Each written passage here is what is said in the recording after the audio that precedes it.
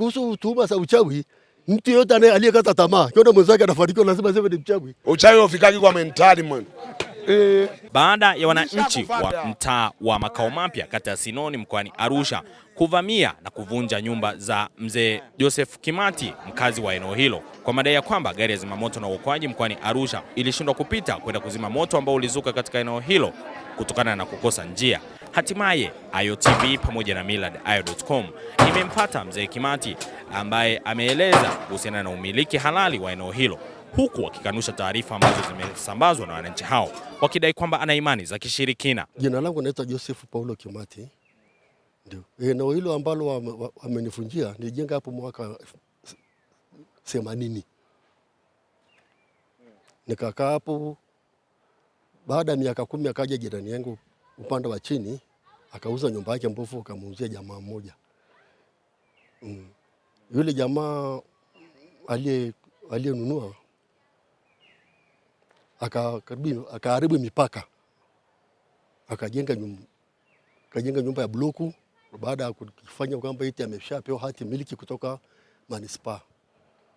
Awali ya yote kabla sijajenga hapo niliacha eneo kubwa la barabara kupita gari kubwa. Kwa hiyo bwana huyu wa pili baada ya kununua hiyo nyumba, ile barabara kaiziba, akaacha kinjia chembamba cha kupita kwa miguu. Viongozi wa wakati ule walihangaika sana na swala hilo, mwisho akakata tamaa. Mimi sikurudi nyuma, niliandika barua kwa mkuu wa wilaya, zile anaitwa Kasapira. Nikaandika barua mkoani, ikawa shughulikia, nikaandika wizarani. Hadi kalipotimia tena mwaka 2014 akatokea jirani mwingine wa upande wa mashariki, akafunga eneo lilikuwa linatumiwa na wananchi baada ya kuvamia eneo la mwananchi mmoja. Ndio, hiyo barabara iko kwenye eneo langu. Hiyo ndio anayodai. Kwa sababu kwamba wakati nimejenga niliacha eneo, hapana. Walikuja afisa pango miji hata sasa hivi wakasema kwamba wanatakiwa mita 5. Inatakiwa mita 8 barabara. Kwa hiyo kila mita 8 barabara ni kila mtu achangie mita 4. Nashangaa akaweka alama ya mita 4 kwangu. Lakini bado tukasumbuana, mwambie bwana kwangu mfikirieni vizuri. Kuna eneo liliacha toka zamani. Na alafu naomba nikurudishe nyuma. Kunako mwaka 2017 waliletaka notice kwamba nimejenga bila kibali. Kesi hiyo tulipelekana mahakamani nikashinda na hati ya mahakama ninayo.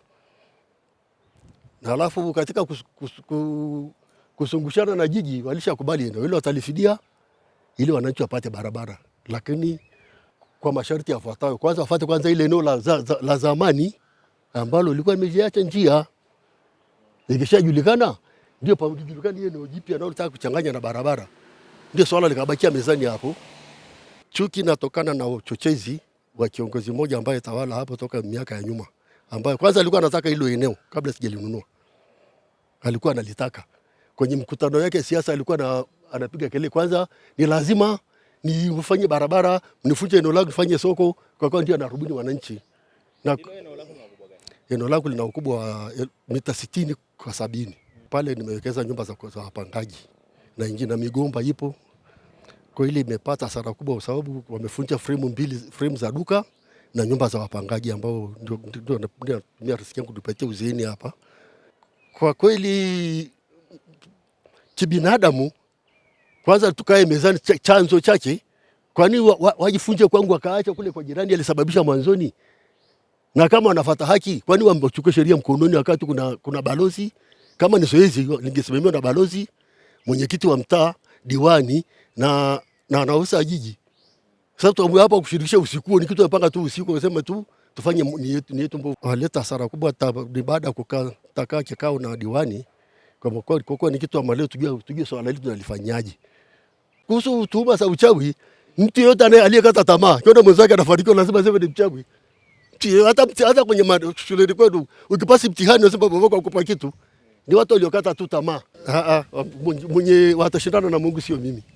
Ni Mungu ndio atafanya kazi hiyo. Na Mungu atawajibu.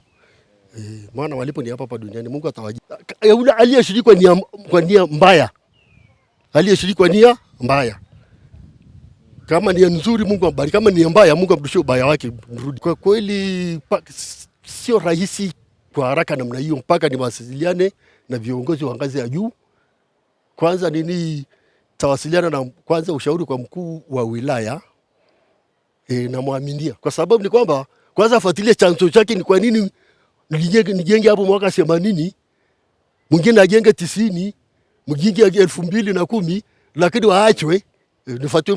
Kwa hiyo kuna sababu hiyo, sababu hizo tuaziuliza mpaka mbele julikane. Kama ni uchawi andoge, mimi nianze leo nani, na mimi nikufa ndakufa, atajua mwenyewe. Mimi ni mtu wa Mungu na nalindwa na Mungu, atajua mwenyewe. Uchawi ufikaki kwa mentali man.